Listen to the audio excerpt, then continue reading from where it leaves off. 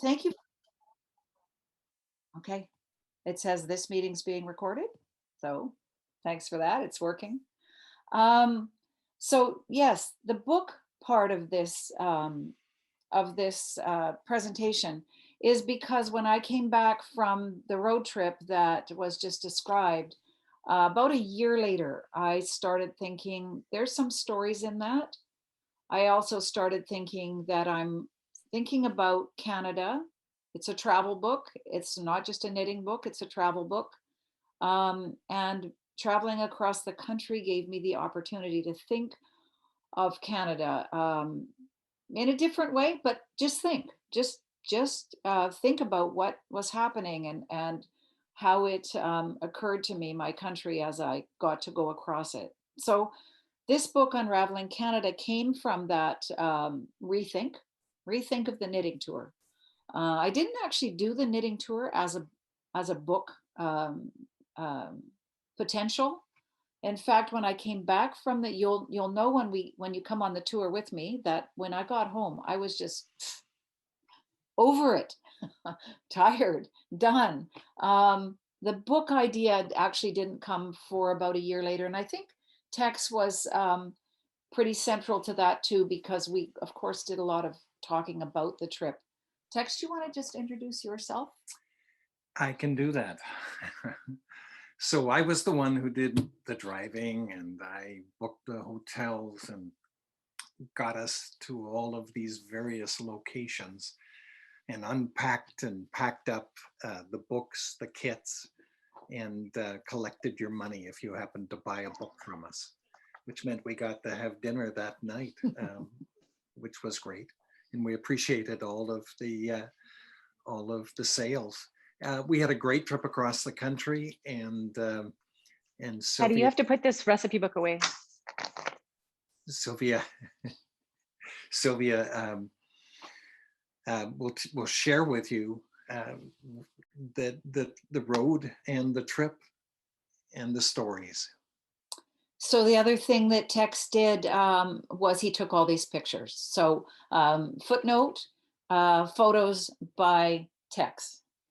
So I'll start. We'll just go across the country with you, and as Andrea said, if you want to interrupt me, Andrea is looking at the chat. I can't see it, and I can't see you. So if you wave your hands around, I can't see you. I can only respond to Andrea when she speaks to me. So I'm a bit blind here, but I'm in the room with you, and so we'll make it work that way. So this, as you can see, for all the knitters in the crowd, I knit the cover of this book. So, and the Canadian flag, it's an important motif that I kept thinking about as I went across the country. Okay, hold on here. Let's get this right. So this was a one of the illustrators of one of my earlier books did this for us, and before we left, and it was kind of a fun it was a fun thing. I've not okay, I'm onto it now. It was a bit of a fun cartoon. That's what we looked like as we headed off in a red Dodge Caravan. Me on the right hand side as the passenger with my knitting in hand, and Tex, as he said, driving the back of it with knitting kits and with books. And we took off from Victoria, or from North Saanich, where I live, which is, this is the front yard, and headed up island first. And it was a bit of it started out by being a book launch for this book, Knitting Stories, which came out in 2015. So we said, let's go on a bit of a road trip and do a book launch. And then it turned into storytelling, because this book is personal essays. So they're my stories. So I'm taking a book on the road and I'm going to share stories, but I actually like listening to stories as much as I like telling stories. So it was a story exchange. And then we had some early requests to, why would a knitter come across the country and not do a bit of a knitting workshop? So it turned out that we did that too. So we had 3-hour sessions. We had about 60 of them, not quite 60, in about 40 places. And that was the object of the knitting class. We knit that toque, and we did color work. It was a color work class. My stories that I took across the country, my really brief history, I married at 17 and moved into a Coast Salish community where I knit and had a knitting shop and fixed knitting and sold wool for many, many years out behind our house. And then I did a master's thesis on Coast Salish knitters who I lived with, and this was the book that came of it. And some of you in the audience will have seen the the NFB, WCB, for goodness sakes, the NFB film Coast Salish Knitters. That is this story from this book put into a film with Christine Welsh, a Métis filmmaker from just up the road here. So those were the stories I had up my sleeve because those are the ones I knew. That was the knitting that I had lived with. This is the knitting that I had lived with and had been part of since I was a very young girl. This was the day. This was the 50s when Coast Salish knitting ruled, and the cowichan sweater was the sweater. And this is why I'm so involved in it. And this is the father of my children and my husband for many, many years. And these are two of my kids, Adam on the left and Joni on the right. And those are Cecilia Smith's sweaters. And she always kept my children in sweaters. And she would never let me pay for them, but they were iconic sweaters, these beautiful sweaters from Cecilia. She's passed on now. So that's the family. And now Adam is actually he's an MLA in Victoria. He's one of our leaders, and Joni is a elected band counselor for Sartlip First Nation, and she has the knitting gene. And her and I have continued to run a little knitting wool shop called Salish Fusion. So Joni's the one that has taken on knitting for the next generation in my family. So now I work with her instead of her playing in the yarn shop. So the family tradition carries on. That's me in my much more glamorous days of the past. I'm not sure I should keep using that. I'm way older than that, but it's the sweater. That's my cowichan sweater, knit by my late mother-in-law, Laura Olsen. And a lot of my stories around knitting involve Laura, who was just a great friend and a great knitting buddy. And this was one of the last sweaters she knit. She still knit till she was about 90. And this was one of her last sweaters, which she gave to me. And so that's why I'm here in this fabulous sweater of hers. There's lots of interest in the knitting community around cowichan sweaters or Coast Salish sweaters because they have some very specific characteristics. And when I was on the knitting tour, everybody wanted to know about those characteristics because cowichan knitting is the only Canadian knitting tradition. And when I say that, it doesn't mean that it belongs to Canada. It means that in Canada, there are no other born and bred traditions of knitting, like a knitting that the knitting world calls a knitting tradition, other than cowichan. So it's a pretty spectacular story about knitting. The cowichan sweaters. They're an important Canadian icon, and they're a really, really important part of our history, the Canadian history. A good part, but a full part. There's everything in the cowichan sweater story. So the knit-on collar, everybody likes the 3-part knit-on collar. That's one of the pieces that's part of the story. The knit-on sleeves, or the knit from the shoulder sleeves, but no sew-on sleeves, drop sleeves. This is Laura's favorite uh, shoulder bind off. And this is quite a feature in a lot of the sweaters, is the knitters would have their own specific way to do that. And then there's the color work, the no stranded color work. I used to call this Coast Salish color work. It is not Coast Salish color work. And I got in some discussions about, should you be teaching it if it's Coast Salish color work?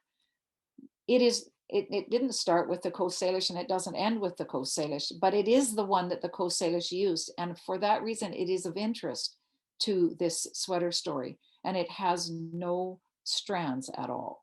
So there's a really good photo of what the backside of Cowichan sweaters looks like. And if there is stranding, my wonderful mother-in-law, if she'd look at the back of a sweater, and if she saw strands, she would say, she didn't learn how to knit properly, or she doesn't knit properly. So to her, it was very important not to have strands, because strands indicated that you didn't do it properly. But I ran across the country, I ran into lots of people that that were not Coast Salish knitters, that did non-stranded color work. You just got to do this because it's part of the Cowichan sweater story. The cool part of this is this was Trudeau, whether you like him or not, doesn't matter. But this was Trudeau's 1982 Christmas card. He chose this sweater, so that's cool. So of course he's trying to look Canadian, whatever. But the cool, the authentic part of this sweater, this picture, is that sweater has been worn. That is an old worn sweater. That is not him going into his closet and trying to find some costume that makes him look Canadian. He's pulling out a beloved sweater, and there's other pictures of him canoeing in this sweater. And Pierre wore this sweater all the time. As you can see, it's not new. And as we know, Justin, so there's those two little kids of mine. Joni reproduced Pierre's sweater and made it for Justin. And Justin's not the prime minister here. He's not even the leader of the Liberals. He just came to Victoria to speak, and Joni wanted to give him this sweater. And we did, and it fit him perfect. And we have seen Justin wearing this sweater too. So that's pretty cool. And just saying, after Joni came home that day, she said, he's really handsome. So that was fun for her. And this is Joni passing the Olsen tradition of knitting that she has in her genes onto Maddie, who's her daughter, who, as you can see, looks more like me than looks like Joni. So, and Maddie is now graduated. So this is Maddie as a little girl. So this is in Winnipeg, guys. This is Doug Spear's sweater, and this road trip ended up being a bit of a antique roadshow. I did put out there on my Facebook that I was looking for the oldest sweater. I don't think I said I will examine your sweaters. I don't think I did, but seriously, when I got on the road, I was inundated by sweaters of every sort, not just this one. Doug brought this, and this is his Cowichan sweater, but not just all kinds of sweaters. And people were looking for me to explain, are they old? What, this one is an authentic Cowichan sweater. So I ended up doing a whole analysis of sweaters. And the fun part and the good part of that was I told the owner of the sweater my story that I could read from the sweater, and they told me the story of the sweater, because they only brought sweaters that had stories. People brought really important sweaters to the road trip, and it was amazing. It was a wonderful part of the trip. And I'm going to break and say I'm going to tell one story, and if I have time, I'll tell a couple more. But there's all kinds of stories. Point poignant stories, really, family stories, and fun stories. For instance, in Vancouver, um, there was a woman there, and everybody was telling their stories. And a lot of people tell boyfriend stories. You know the boyfriend story. I knit the sweater for the boyfriend, and then he left me before it was over. And he left me before I finished. Every imaginable boyfriend story. Lots of fun. And there's these stories, I knit this for my boyfriend and he never would take it off. And there was this woman, and it got around to her. 20 people, we heard everybody's stories. So there was a lot of storytelling going on. And she says, I'm going home right now, she says, because my husband has this ugliest sweater and he's had it ever since I met him and he will not take it off. And now, after I've heard all these boyfriend stories, I want him to tell me what the history of that sweater is, because I think it's so ugly. It's got long sleeves that don't fit. It's got these snowflakes on it that are all kind of offside. There's lots of mistakes on it. The collar is ugly. And by the time we got on the road trip for about a week and a half, we pulled into this other place and now we are hearing the stories. And this lovely woman said, well, I have a boyfriend story. I knit my boyfriend this sweater. It had long, ugly sleeves. It had these snowflakes that weren't even, and the collar and it didn't even fit. And Tex and I were like, oh my goodness. And she says, I haven't seen him for years. I don't know where he is. I sure hope he's not still wearing that sweater. And I'm thinking, and I said to her, maybe he is. We might know where he is. So that was a fun story. And we had lots of fun stories. And I'll let you know some other really, really meaningful stories. And I'll tell you about Doug's sweater when we get to Winnipeg. We're in Duncan right now. That's where we started. Where else would you start but Cowichan High? And we had 20 teachers who all wanted to learn how to knit. So that's where the road trip got started. Then, of course, if you're on Vancouver Island, you have to go here if you're going on a road trip, and you start at the ferry. So I describe this in the book. It's a travel book. It's heading across the country. The wheels are turning. This is in Vancouver, and this is what these look like for any of you that were at the Winnipeg one. Just jam-packed yarn shops all across the country knitting. And if anybody knit that toque, you're not alone. There's nothing unique about it. I think there's at least 1,000 of those toques out there right now, at least that got started. I don't know how many got finished. And this was part of the sweater roadshow. This beautiful woman brought this crazy sweater for me to look at and to explain to her, is this a Cowichan sweater or not? I got it at the secondhand. And I did some work on it. I put these pockets, patched them on the front, and I did this strange affair here of these buttons and took the zipper out. And it was like, and she wears this sweater, the extremely elegant woman, wears a sweater that frankly, I don't find very attractive, but she said she wears it all the time. And this was a really interesting sweater because it's old.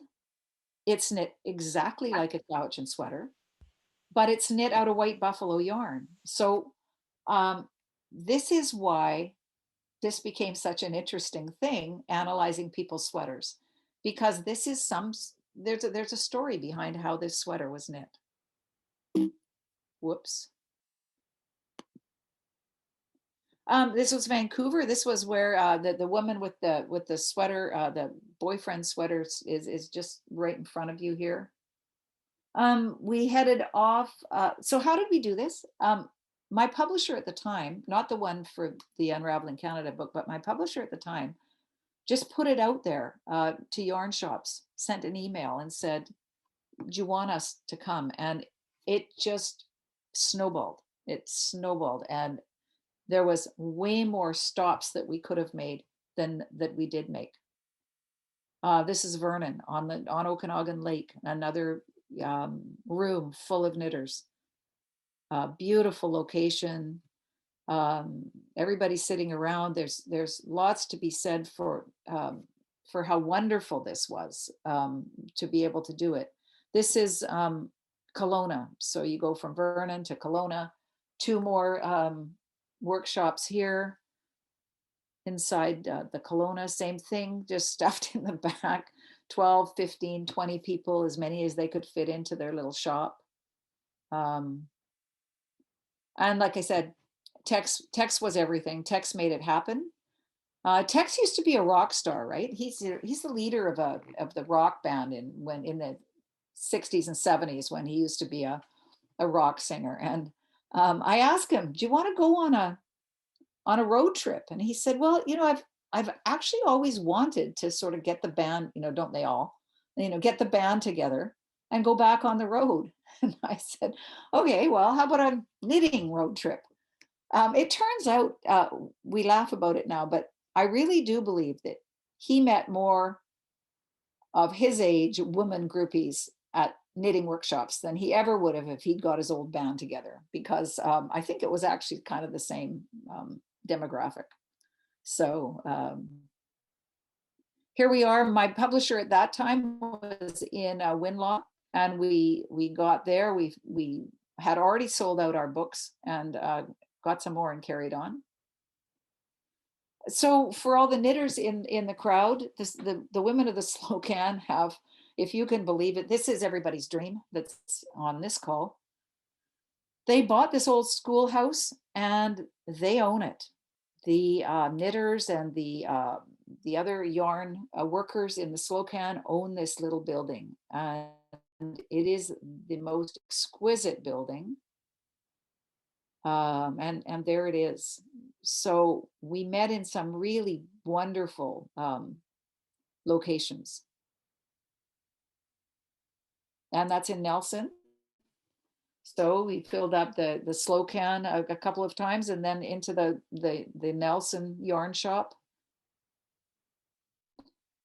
It's interesting, we got to, that's the Lethbridge. That's the bridge in Lethbridge. We got to Lethbridge, and in terms of a Canada observation, analysis of Canada as we're going across, each city had its own personality, for sure, its own politics. And we arrived in Alberta, right at the time, 5 days after they had elected in their first NDP government.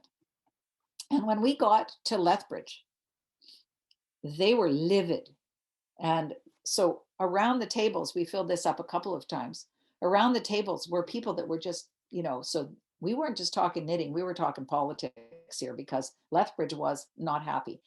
And it's interesting that the yarn in Lethbridge compared to, say, Vernon that we came out of, very, I would say, in quotes, old fashioned, lots of acrylics, lots of wool from years ago, whereas Vernon and Kelowna and some of the other places had really, really modern yarns. So you could tell when you went into a town what sort of town it was. From Lethbridge, we went to the first of what I would call Canadian treasures. This is Custom Woolen Mills, just out of Calgary. This is where I get a lot of the wool that I use. This is one of 3 mills across the country that are still using turn of the last century equipment, Industrial Revolution equipment, making really, really raw yarn and really wonderful woolens to knit with. The cool thing about these these mills is the next generation has taken over. Just like Joni, my daughter, has taken over my knitting everything. She's taken over whatever I was doing with knitting and doing it better and more. Maddie's taken over from Finn, her mother, and Briggs and Little, when we see them in New Brunswick, it's been taken over by the son. Knitting's not going anywhere, and neither is Canadian yarn. So Maddie finished her PhD and moved home to run the mill. So we're in good hands, and it's really exciting to know that. There it is. They bought a $1 train station and they live there and run the mill. Yes, Tex did learn how to knit. he doesn't do it much, but he couldn't. What he did along the way is he wrote down the stories that we were hearing. He wrote little brief notes about the stories, and he did learn how to knit. River City Yarns. If there's one place in the country that had more knitters than anywhere, it would be the Edmonton area.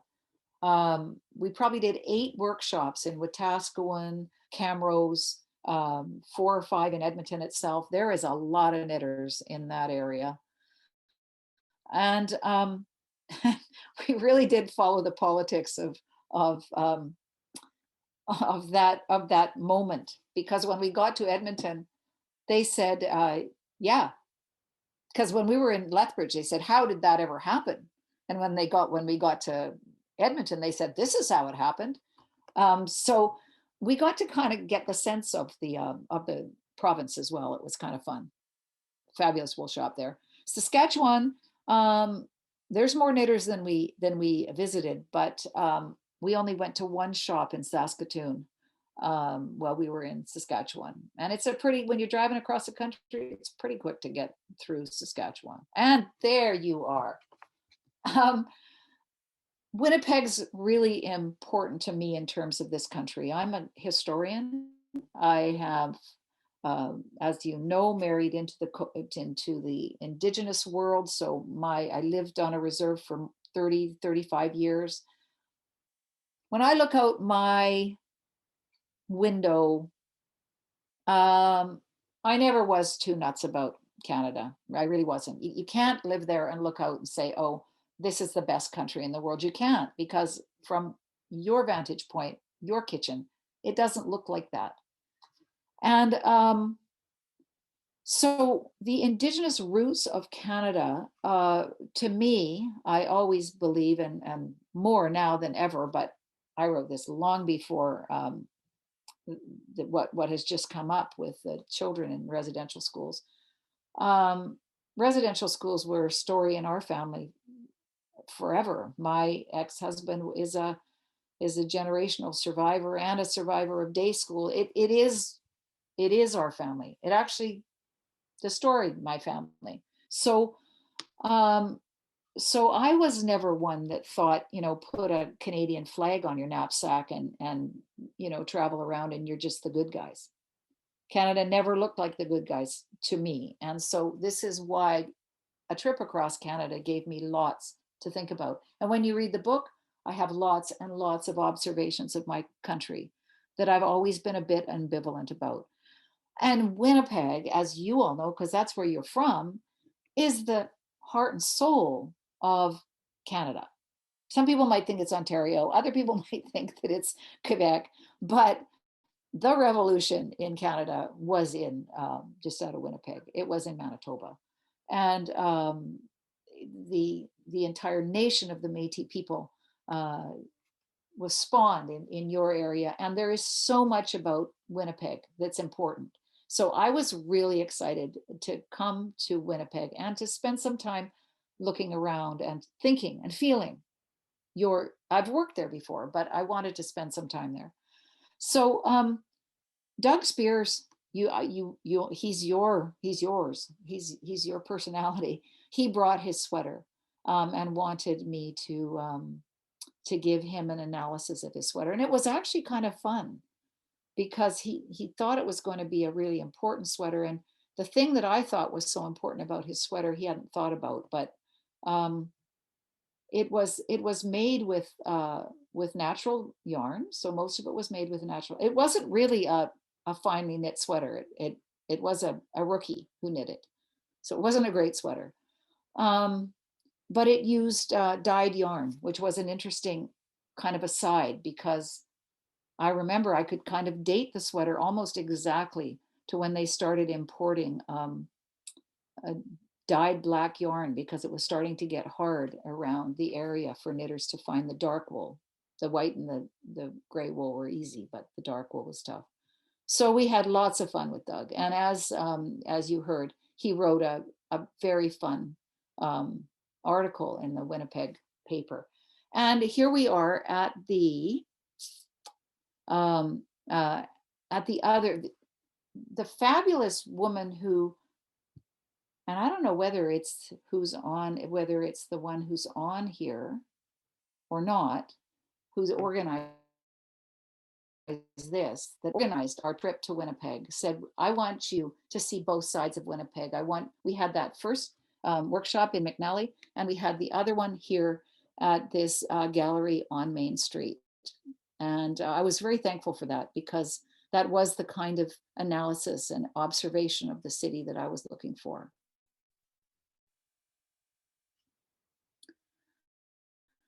And I know that this comes with a lot of discussion in your city. You can't build an edifice like this and not have the community have all sorts of diverging opinions on it.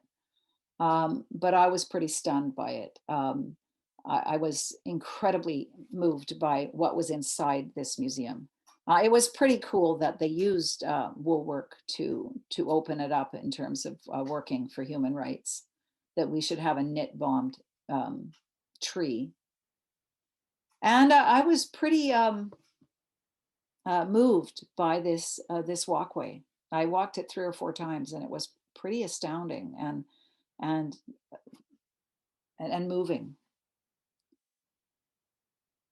And here, so you leave Winnipeg, right? And then you hit Ontario, which is just so big and so huge. And we had so many workshops, as you can hear. And I said, no more, no more, no, don't. And they kept pushing more in. I said, no, no, no more. But my publisher says, we've got this call from Sioux Lookout. And I said, no. And where's Sioux Lookout? And who cares anyway? Like, Sioux Lookout. And my husband, Tex, who works in First Nations in the North for years, said, you're going to want to go to Sioux Lookout. It's important to the story of the country to go to Sioux Lookout, because Sioux Lookout is you probably know because it's close to where you live, but it's the hub for all the Northern First Nations people who I've worked for up there too, but that come to Sioux Lookout. That's where they go. They go to the hospital. They get their services at Sioux Lookout. You're going to be interested, Sil. So, okay, we'll go to Sioux Lookout. And the people from Sioux Lookout said, you have to come here. Just tell Sylvia she will not be disappointed. You have to come here, because we have a treasure, another Canadian treasure. And here she is to my left. And her name is Peggy Sanders. And Peggy Sanders has got the Order of Canada. But what Peggy Sanders did is Peggy Sanders has been in Sioux Lookout for 100 years. She has now passed on. But the First Nations women that came down and had their babies in Sioux Lookout, she said, were there all alone. And she decided years and decades ago that she would go and visit. That would be her thing. She would do, would be visit young mums, not young, any mom that's having a baby there, and welcome her. And so that she felt good about having her baby. And Peggy knit a hat for every baby that was born in Sioux Lookout. And she says, now we've got 3rd generations that come to me when they come into Sioux Lookout and say, I still got my baby hat. So it was a pretty fantastic trip there. And there she is, beautiful woman, beautiful, beautiful woman. And the Northern Knitters in Sioux Lookout have taken up Peggy's call, and they knit 500 hats a year for every baby, preemie, stillborn, or babies that go home. And here they are. And there's mine. I had to make a hat, some hats too for these babies. I put this in here. I don't have all the scenery, but Canada's like, there's that. You do a trip across Canada and you're astounded by the landscape. So I just put that in for that. 10 o'clock Sunday morning, downtown Thunder Bay. Filled the shop up till nobody could move. So much fun. Muskoka, same thing. Cold water. So I just want to say something here about knitting shops, because that's mostly where we went, although we were in lots of guilds as well, but knitting shops. So what's different? So what did we find out about knitting shops? It was interesting because knitting shops aren't your regular corner store. They were a whole different kind, I say, of capitalism. Knitting shops chart their successes differently. I mean, they need to make enough money to survive, but there's a whole lot of other things that make them successful. And we ran into numbers of knitting shops that could never have survived if the person who ran them was relied on solely. Knitting shops were groups of people that stood behind the person who was owning the shop to make sure that shop did not fold, because knitting shops are so important to many, many, mostly women, but not only women, in cities. So these became quite a collective, the knitting shops we found inside that one. And there's a fellow. And so this was a woman's story, but every once in a while there would be the man. So men, lots of men, and more men are knitting, as I think a lot of you know. Scarborough was one of these shops, an amazing shop where this group of women banded together to support Nina when her husband passed on, who had been helping her run the shop. And it is this group of women that kept her going. And Nina's still going. And they just made sure that she was supported. It's pretty cool. Bring in your old sweaters. We were told before we left, we got a sweater you have to come and see. You've got to come and visit our sweater. We're in Stouffville or somewhere in Ontario, and you got to come. So we found our way to this sweater just to meet this sweater. This sweater is a family treasure.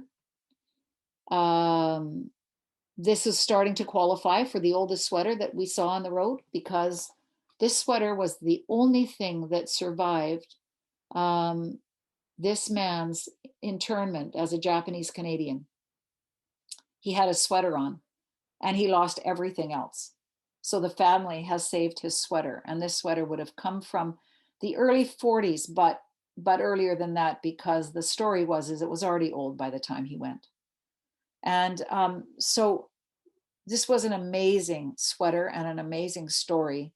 And what we found, that the meaning of sweaters was far more than what the sweater looked like, because the story behind this sweater was amazing. So I was telling the knitters in the Gillyhook Guild in Calgary this story.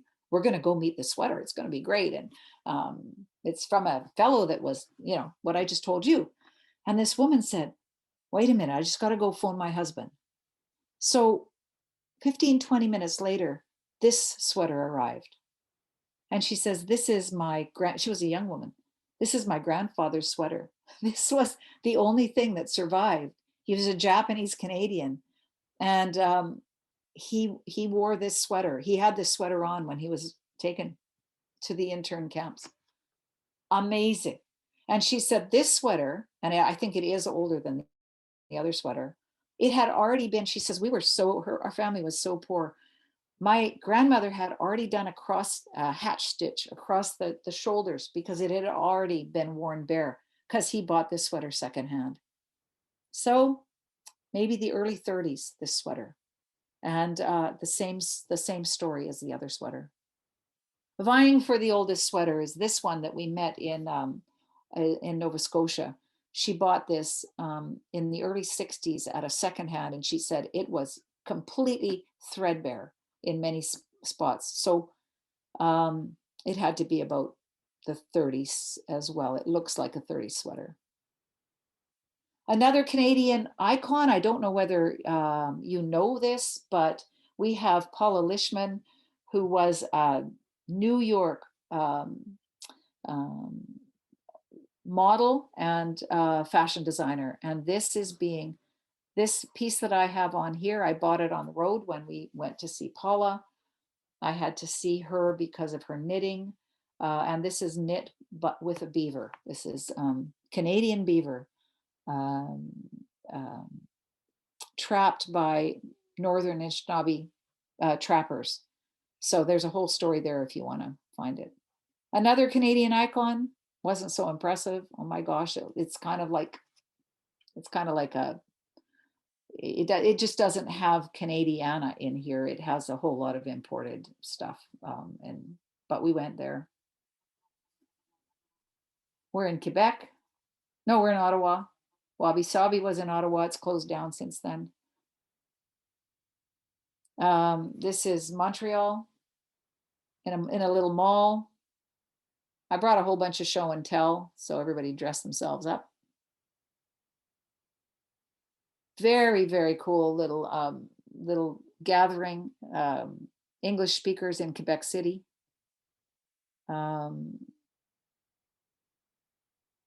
Fredericton. There it is, another one, everybody munched in together. That's Briggs and Little, as I said. This is the other mill. Fabulous, very much, except that this is burned down a couple of times, so their equipment is newer than the one out in Carstairs. There they are. Very similar wool. This is a newer, as you can see, a newer machine, and that's because his others was destroyed. Island girl heading to Prince Edward Island. Couldn't quite get a handle on a bridge to an island, hoping that there's never a bridge to our island, but nevertheless, there it is.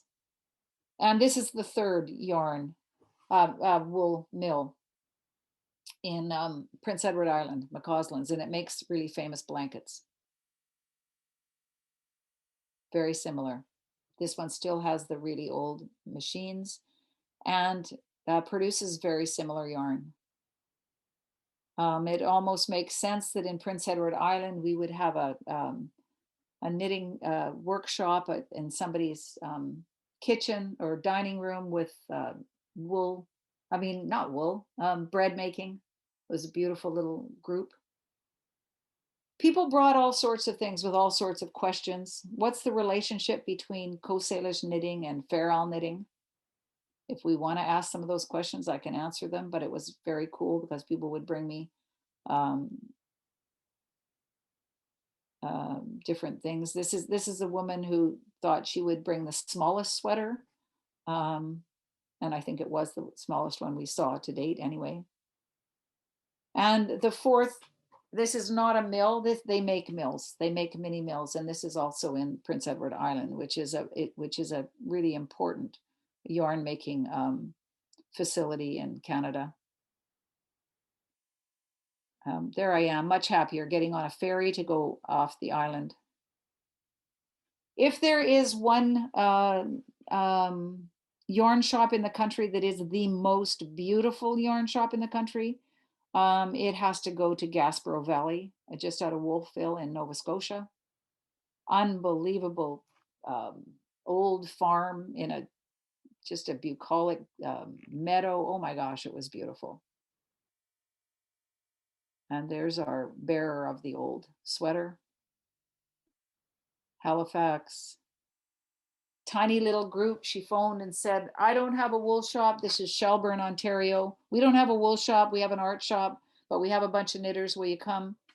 So in this corner of this art shop, there we were, talking knitting. Doesn't matter where you go, there is a group of knitters. And I'm gonna end this little show with Newfoundland. You have to go to Newfoundland. I had to go to Newfoundland because our country is bookended by two really interesting stories of women who knit for their lives. The Coast Salish knitters, story that I know, the Nonia knitters in Newfoundland that knit in the 20s and the 30s of the last century for their medical system. So they would knit, they would sell, and they would pay for their nurses. And that only lasted for about 10 to 20 years where they needed to do that. But once you have a bunch of knitters knitting, they're not going to stop. And so now in Newfoundland, you have the Nonia knitters that are still knitting and selling their their wares. And I'll get to those in a minute because it goes now to this lovely little shop in St. John's.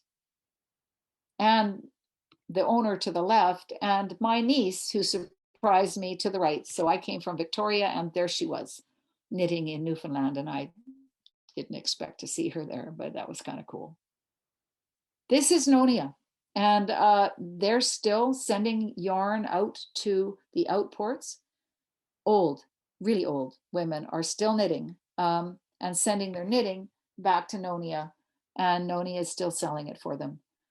This woman here on the right, Joanne, she is a First Nations woman, so it was kind of fun that I got to bookend the tour, the road trip with from the Cowichan Knitters to this lovely young woman who was hoping to help Nonia knitters survive.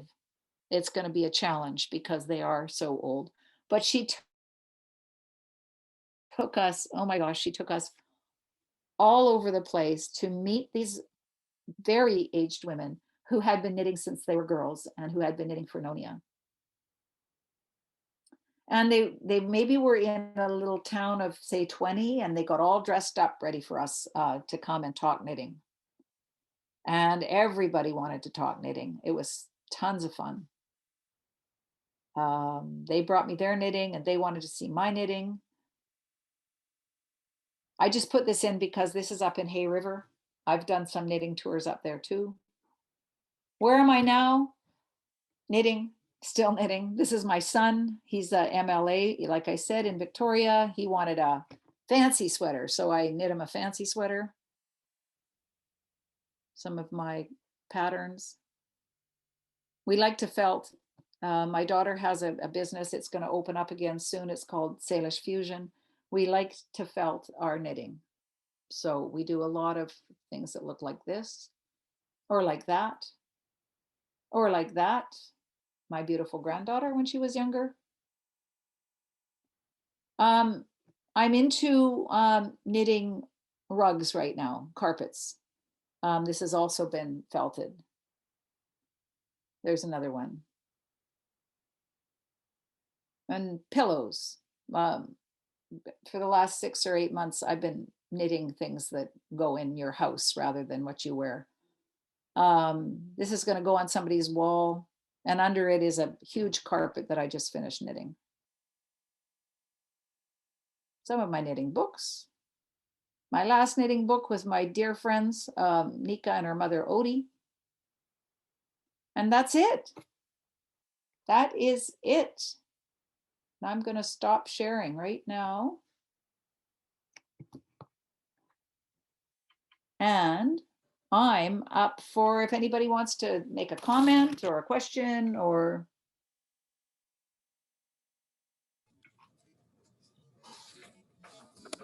Speak up. Thanks, Sylvia. Yeah, open for questions. Anybody can write in the chat, please, if you have a question, and I'll relay it over. I'm okay if somebody just wants to speak up too.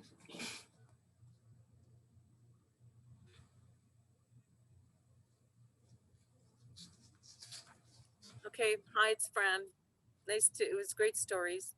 And I noticed in the beginning you mentioned no floats. So, right. Okay, I don't want, you don't have to give the big long explanation, but I just have to ask, okay, if no floats, then what? Well, you saw it there, right? So what you're doing really, it's really rudimentary. Is basically you are pulling your carried yarn back and forth every stitch. And I'm not doing that fancy two-handed thing that some people do. That's not how I do it. It's not how I teach it. It literally is yarn forward, yarn back, yarn forward, so that every stitch you carry you bring along your carried yarn, never over 2 stitches, just okay. over 1. Yeah, that's what I thought, but yeah, I just yeah, just, And it actually it doesn't look very fancy. It really doesn't. And it works on the purl just as much as on the as on the knit. So you don't have to be knitting in the circle, in the round. Works the same way, whether you're purling or whether you're knitting. It works okay. the same. Yeah, I did floats, so yeah, I won't show you my sweater. Because Laura would go like this. She Thank would. you. There's a question in the chat from Leanna, and she's asking where the wool from the Cowichan sweaters comes from. Nice question. So in the day, you know, that picture with all those sweaters, everybody made their own. You went out, and I did this every year. You went out to the farms, and you got the wool, and you washed it, and you carded it, and you spun it, and you made your sweaters. Then the sweater shops started bringing in roving, because making yarn's a big deal. So now you would just spin. And a lot of that yarn came from New Zealand, but there was still local yarn. Sarah Modeste in Cowichan had a mill and sold local roving. So now you were just spinning. Well, now if you're buying a truly Cowichan sweater, you will likely have it made out of New Zealand wool that has not only been come in as roving, but has come in as pre-spun. But some knitters are still spinning their own. So that's, now you can get yarn, because Joni and I and Maddie from Custom Woolen Mills designed a wool called Salish Prairie Sea Fusion, which is machine spun. And it's local wool that is machine spun, which makes a pretty cool bulky sweater. Okay. There's another question. This is from Linda. She asks, where did the tradition of catching the floats like that come from? And does it have a benefit to warmth or water resistance? So it isn't exactly catching the float. I think that's Linda. It's not exactly catching the float. That is a different move, catching the float, than what this is. So I've met people all over now, actually all over the world, that do it this way. And first of all, it's the preference, people's preference. Second, it's very much the preference if you're making socks or mittens, because there's nothing to catch your toes and fingers on. My sense, so with Laura, my mother-in-law, why would you use that? Why would you, wag your finger at people who don't? When you're knitting with heavy hand spun, the floats really are awkward. They aren't that beautiful. So I don't think it has anything to do with warmth. I don't think it has anything to do with aesthetics, because in fact, you can see some of the brown wool coming through compared to if you are stranding. I think it has to do with, it just literally got started, and I think it probably, and then that's how people knit in this part of the world. But I think probably it is much more successful with heavy wool. So there was lots of fair isle knitting around. They could have learned the color work from that, but it really doesn't look very good, the heavy floats. So I think I'm thinking it has something to do with the thickness of the wool. And I asked lots of the old, I spent 20 years with knitters coming to our house, and asked lots of them that. And it's like, that's how my mother did it. So there wasn't an answer exactly for that question. Okay, well, thank you. Is there any other questions out there or comments or anything? Well, I guess not then. On behalf of the Manitoba Crafts Yeah, Museum and Library, We sorry? have something here from Leanne. Oh, there's one more there. Okay. Yeah, there are many designs and motifs. Are there any that are symbolic over others? And that's just such a, thanks, Leanne, because everybody wants to ask that question, and it's the first one that needs to be asked. Where are you?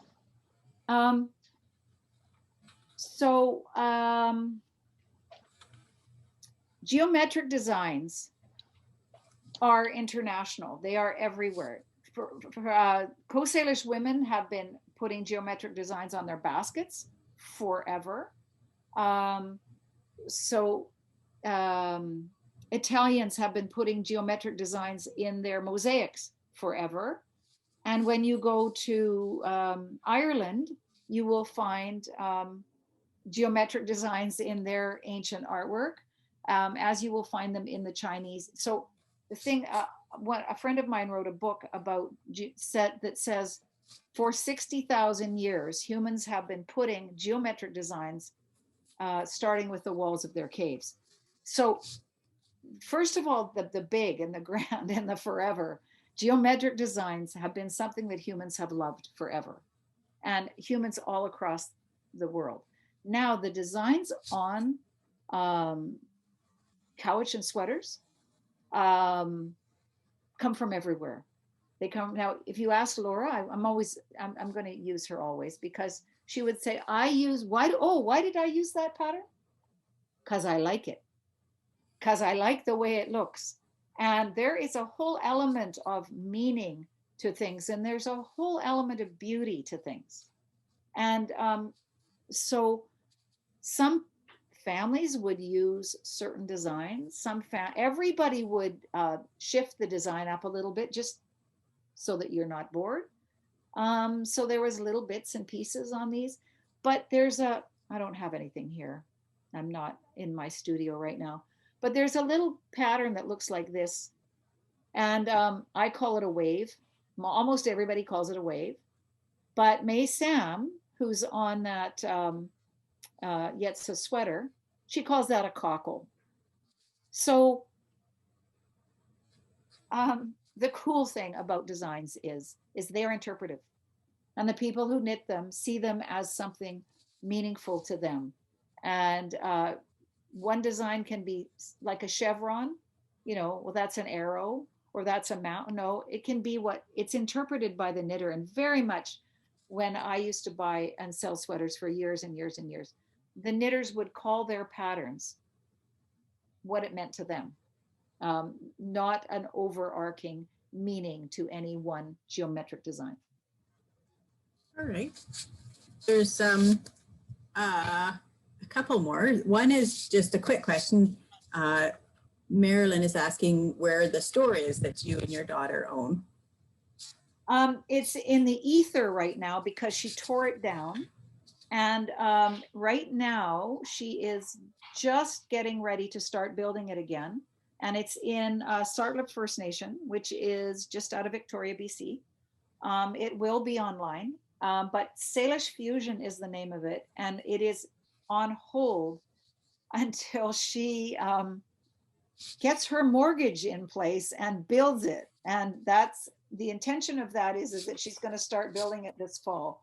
But Salish Fusion will reemerge in all its glory, and it'll be a very, very cool little shop. And I intend to have my corner of that Salish Fusion is going to be a sweater museum. So, and it'll be just out of Victoria. That's where it'll be. And it'll be online too. Okay. All right. Any other questions?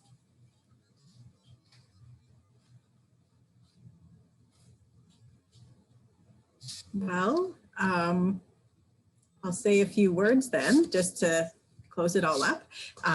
This has been really wonderful. It's been really interesting to hear your stories of the knitting across the, oh, there is another big one here. I'll finish my saying and then I'll go back.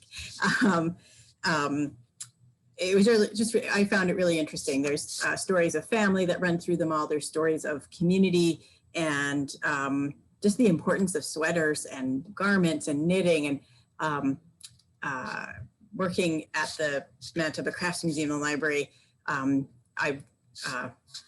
deal with all these old stories, and I think that's there's so many connections between what I see in our collection and what I see in what you have observed all across the country, that people have these connections through handwork and through the results of handwork.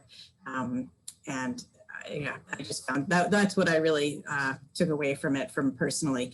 I also really thought those old woolen mill pictures were really cool because that's again part of the history. So yeah, thank you so much for doing this. It's been a wonderful evening, and on behalf of both the museum and the Craft Council, we just like to thank you for that. And if you're inspired to buy the book, you can purchase it at McNally Robinson, which is our local bookstore. And yeah, I'll just go back and I'll take a quick look, because after I thought they were all done, they weren't all done. Before we go, sure, there's here. Oh, some of them are just thank yous. About one from Erica, just to say thank you for your time.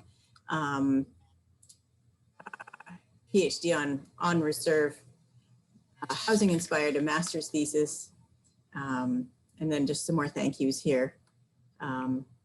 Yeah, so I would just finish that up if you want more on what I do. I do have a website that is sylviaolsen.com, and there's lots of stuff that I do and that I've written, and books and knitting and yeah, other things. So sylviaolsen.com is where you can find me. And eventually where I will announce when Salish Fusion gets up and running. Okay. Thank you. Well, thank you people all. can follow that. Thank you so much. We're going to stop the recording now and call it an evening. Thank you so much. Thank you. Have a good rest of the evening, everybody.